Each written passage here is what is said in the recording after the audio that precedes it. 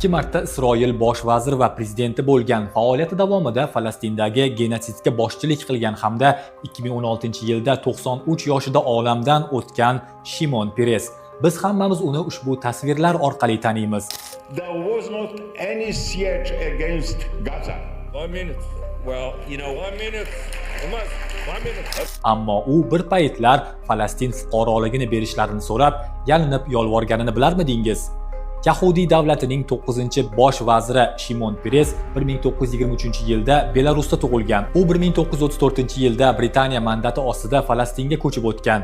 Oilasi bilan Tel Avivga joylashgan Peres Falastin hukumatiga sodiq bo'lishiga qasamyod qilgan. Qodir Allohga qasamyod qilamanki, men Falastin hukumatiga xiyonat qilmayman va so'nggi nafasimgacha sodiq qolaman deb ont ichgan.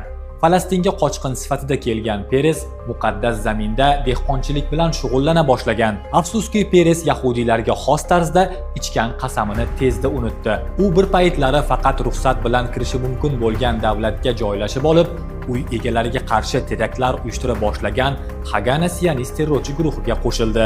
Shundan so'ng u guruh rahnamosi Ben-Gurion tomonidan 1948-yilgi urush paytida qurol xarid qilish uchun mas'ul etib tayinlanadi. U 100 minglab falastinliklar o'ldirilgan va quvilgan Nakba qirg'ini davrida eng muhim rollardan birini o'ynagan. Shuningdek, Isroilga atom bombasini qo'lga kiritish imkonini bergan yadroviy qurol dasturining asoschisi va rejalashtiruvchisi edi. 1996-yilda Livanda boshlangan G'azo raketalari operatsiyasida 154 kishi halok bo'ldi.